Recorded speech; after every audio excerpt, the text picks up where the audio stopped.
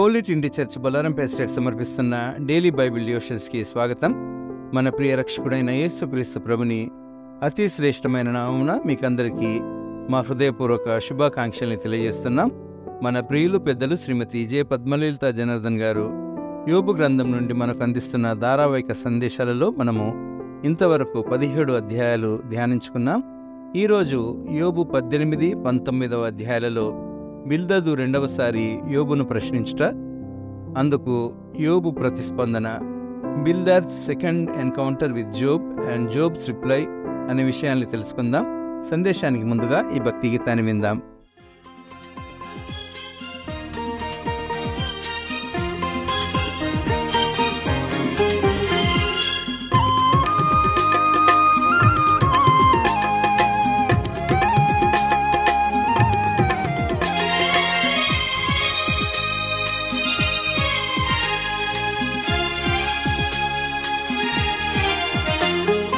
ఎంత కృపామయుడవు యేసయ్యా, ప్రేమ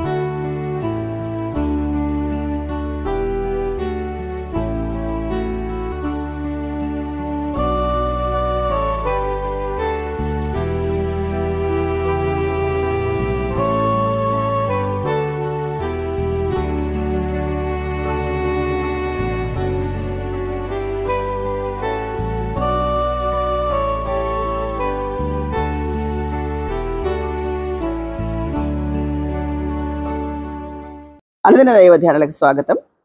మనం వింటున్న యోబు గ్రంథం ధారావాహికంలో 18వ అధ్యాయం 18, 19, 20. 18వ అధ్యాయంలో బిల్దదు ఇదంతా వింటున్నాడు. యోబు ప్రత్యుత్తరం, ఎలీఫజు మాటలు,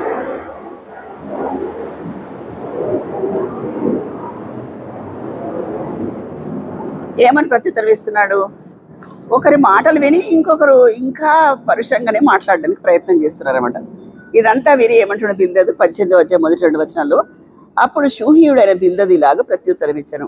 ప్రత్యుత్తరం అంటే ఎవరైనా మాట్లాడిన తర్వాత ఉత్తరం ఇచ్చేదాన్ని ప్రత్యుత్తరము. మాటలతో చిక్కుపరచకై మీరు ఎంతసేపు వెతుకుదురు? మీరు ఆలోచన చేసి ముగించడలా మేము మాటలాడదాము. మీ దృష్టికి మృగములుగాను మూడులుగాను మేము ఎంచబట్టయ్యేలా కోపము చేత నేను నీవు చీల్చుకునివాడా?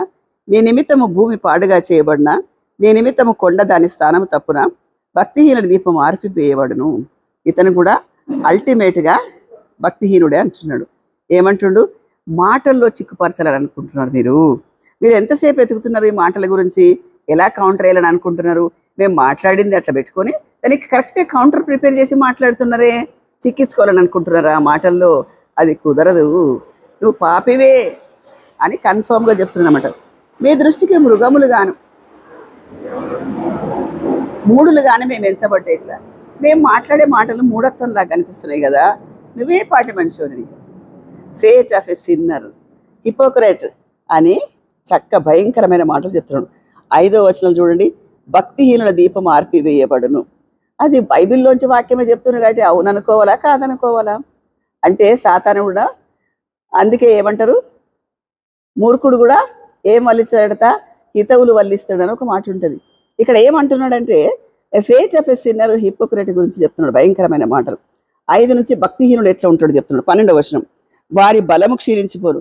ఆయన బలం క్షీణించిపోయింది కదా, ఆయనకు పుళ్ళైనాయి, కురుపులైనాయి, శరీరం అంతా ఆయనకేంటి దురదలాగుంది కాబట్టి తన చిల్ల పెంకులతో చేసుకుంటుంటే దానికి ఏమంటుండంటే వారి బలం క్షీణిస్తుంది, నువ్వు పాపివే అంటున్నాడు. వారిని కూల్చుటకు ఆపద కాచి ఉన్నది, అది వారి దేహ అవయవములను భక్షించడు. ఆయన దేహ అవయవాల గురించి కూడా మాట్లాడుతున్నారు. 14వ వచనం, వారి ఆశ్రయమైన వారి గుడారంలోంచి పెరికి వేయబడును. వారికి ఏదైతే ఆశ్రయం ఉంటుందో, ఇల్లు పోయింది కదా, ఇల్లు పోయింది, పిల్లలు చనిపోయినారు, తర్వాత జంతువులు చనిపోయినాయి కాబట్టి అంటున్నారు అనమాట. తర్వాత ఇంకొక వచనము 19వ వచనం, వారి ప్రజలలో వారికి పుత్రులైన పౌత్రులైన ఉండరు. అంటే పుత్రులు చనిపోయినారు, పౌత్రులు అంటే మనవలు మనవరాళ్ళు. వాళ్ళు పుత్రులు లేకపోతే వాళ్ళు ఎక్కడి నుంచి వస్తారు? వాళ్ళు కూడా కూలిపోయినారని చెప్తున్నారు అనమాట.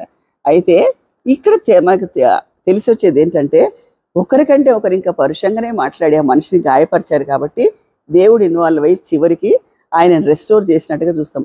ఆయనకు 2 ఆశీర్వాదం ఇచ్చినట్టు ఉంటుంది. కానీ ఆ మధ్యలో సఫరింగ్ ఎంత ఉండొచ్చు, ఆ బాధ ఎంత ఉండొచ్చు, దానిని మనము ఆలోచన చేయలేం.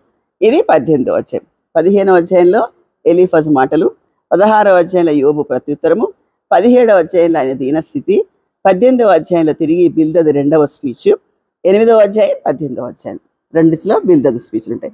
తర్వాత 19వ అధ్యాయం ఎవరు రిప్లై ఇస్తున్నారు చూడండి. అంతటా యోబు ఇలాగా ప్రత్యుత్తరం ఇచ్చాడు. ప్రతి దగ్గర ఫ్రెండ్ ఒకటి మాట్లాడాలా, ఆయన ఒకటి కౌంటర్ వేయాలా. అంతటా యోబు ఇలాగా ప్రత్యుత్తరం ఇచ్చాను, ఎన్నాళ్ళు మీరు నన్ను బాధింతురు, ఎన్నాళ్ళు మాటల చేత నన్ను నలగొట్టుదురు, 10 మార్లు మీరు నన్ను నిందించుదురి, సిగ్గు లేక మీరు నన్ను బాధించదురు. నేను తప్పు చేసిన అలా తప్పు నా మీదకే వచ్చును కదా, మీరెందుకు అంతగానం బాధపడిపోతున్నారు? తప్పు చేస్తే ఆ తప్పు ప్రతిఫలం, దాని కాన్సిక్వెన్స్, దాని రిజల్ట్, దాని పరిణామం నాకే వస్తుంది కదా. ఇప్పుడు ఏమంటున్నాడు? ఇంతవరకు మీరు మీరు అన్నాడు, ఇప్పుడు నా అంటున్నాడు. నా అంటే తల మీదనే నిందేసుకుంటున్నామంట. చివరికి ఇది ఒక రకంగా ప్రమాదకరం, ఒక రకంగా ఆయన కౌంటర్ వేసే విధానం అయితే చాలా బాగుంది. ఏమంటున్నాడు? వారు నా భక్తిహీనుల గురించి మాట్లాడుతున్నారే, మీరు నాకు ఎన్నాళ్ళు భరిస్తారు, ఎన్నాళ్ళు భరించాలా మీరు ఎందుకు అంటున్నారు? ఎన్నాళ్ళు మాటల చేత నల్లగొట్టబడతారు? ఒకవేళ నేను తప్పు చేస్తే ఆ తప్పు నా మీదకే వచ్చును గాక. 9వ వచనం, ఆయన నా ఘనతను కొట్టివేసి ఉన్నాడు, తల మీద నుండి నా కిరీటం తీసివేసి ఉన్నాడు. ఆయన నా ఘనత, నా కీర్తి అంతా తీసేశాడు. ఒక మనిషి డీఫేమ్గా ఆయన కృంగిపోవాలంటే ఒకటే డీఫేమ్ చేయడం అనమాట. డీఫేమ్ చేస్తే చాలా మనిషి కృంగిపోతాడు. తర్వాత 17వ వచనం నుంచి 20వ వచనం వరకు కదా ఫిజికల్ బాడీ మీద కూడా ఆయన చాలా బాధపడ్డాడు. 17వ వచనం నుంచి 20వ వచనం వరకు. నా ఊపిరి నా భార్యకు అసహ్యము, నేను కనిన కుమారులకు నా వాసన అసహ్యము. చిన్నపిల్లలు సహా నన్ను తృణీకరించెదరు. నేను లేచుట చూసిన యెడల బాలురు నా మీద దూషణలు పలికెదరు. నా ప్రాణ స్నేహితులందరికీ నేను అసహ్యుడనైతిని. నా పరిస్థితి, నా ఉనికి, నా శరీర పరిస్థితి ఎట్లుందంటే ఏంటంట, నేను అందరికీ, నా భార్యకి నా ఊపిరి అసహ్యం. ఊపిరికి దగ్గరగా ఉండేది భార్య కాబట్టి అంత చక్కగా క్లోజ్గా చెప్తాడు. నేను ఊపిరి తీస్తే నా భార్యకే అసహ్యము, నా శరీరం చూస్తే నా పిల్లలకే అసహ్యము. కాబట్టి మీరు నన్ను ప్రత్యేకంగా రాల్సిన అవసరం లేదు. మీరెందుకంటారు, నా ఇంటి వాళ్ళే ఈ విధంగా ఉన్నారు. ఎందుకంటే నా పరిస్థితి, నా దేహం అంతా కుళ్ళిపోయినట్టుగా ఉంది. కాబట్టి మీరు నన్ను మరీ మరీ హింసించొద్దు అంటున్నాడు అనమాట. కాబట్టి ఫిజికల్ బాడీ గురించి ఎలా ఉందో చెప్తున్నాడు అనమాట. కాబట్టి ఈ విధానాన్ని, నా దేహాన్ని చూసి నా మీద జాలి పడొద్దు అని చెప్తున్నాడు. 21వ వచనంలో కూడా చాలా మంచి మాటలు ఉంటాయి. 21వ వచనం, దేవుని హస్తము నన్ను మొత్తి ఉన్నది. ఒకవేళ మనుషుడు ఏమైనా చేస్తే పర్వాలేదు, కానీ దేవుని హస్తము నన్ను మొత్తి ఉన్నది. 22వ వచనం, నా శరీర మాంసము పోవుట చాలనను కనుక దేవుడు నన్ను తరుమునట్లుగా మీరేలా నన్ను తరుముతున్నారు. దేవుడే నన్ను తరుముతున్నాడు కదా, ఇంకా మీరెందుకు నన్ను తరుగుతున్నారు. తర్వాత ఈ హోప్ అనేది పూర్తిగా నశించిపోయింది అనమాట ఆయనకు. 25వ వచనం, అయితే నా విమోచకుడు సజీవుడని, తర్వాత ఆయన భూమి మీద నిలుచునని నేను ఎరుగు. ఇది అల్టిమేట్ మాట అండి. ఆయన యోబు విశ్వాసానికి ప్రతీక. యోబు విశ్వాసానికి ఇది ఒక మూల రాయి, ఒక మూల అంశం అనమాట. చాలా మంచి ఎన్నదగిన మాట అనమాట. నా దేవుడు నా విమోచకుడు, నా శరీరం నుంచి, ఈ బాధల నుంచి విమోచించేవాడు సజీవుడు. ఆయన ఏం చూస్తున్నాడండి, దేవుడు సజీవుడు అంటే అది పాత నిబంధన కాలం, యెహోవా తండ్రి ఉన్న కాలం. యేసుక్రీస్తు రాలేదు, కానీ ఆయనను విమోచకుడుగా ఆయన అంగీకరిస్తున్నాడు. సజీవుడని, తర్వాత ఆయన భూమి మీద నిలుచున్నాడని నేను ఎరుగుదు. ఆయన తప్పకుండా భూమి మీద నిలుస్తాడు, నాకు న్యాయము జరుగుతుంది అంటున్నాడు అనమాట. యోబు ఆలోచన, దేవుడే అన్నీ చూస్తాడని, నేను యథార్థవంతుడని ఒకరోజు కాకుండా ఒకరోజు తప్పకుండా తేలిపోతుంది అని చెప్తున్నాడు అనమాట. కాబట్టి ప్రియ వీక్షకులారా, మనం చూడాల్సింది ఏంటంటే, నువ్వు ఎంత యథార్థంగా నీ మనస్సాక్షి నేరస్థాపన చేసే కంటే ఏ కోర్టు పనికిరాదండి, ఎవ్వరు పనికిరాడు. నీ మనస్సాక్షి నేరస్థాపన చేయాలి. దిస్ ఈజ్ రాంగ్ అంటే చాలు, నువ్వు అన్నం తినలేవు, నువ్వు ఊపిరి తీసుకోలేవు, నువ్వు గాలి పీల్చుకోలేదు. దట్ ఈస్ ద ఒక విశ్వాస యొక్క పరిణామం అండి. అంత ఈజీగా లెక్క వేయకండి మనుషుల్ని. తెలుసా, యథార్థత అంటే ఏంటి? నీ మనస్సాక్షిని నేరస్థాపన చేస్తే అక్కడ ఆగిపోతుంది మనస్సు.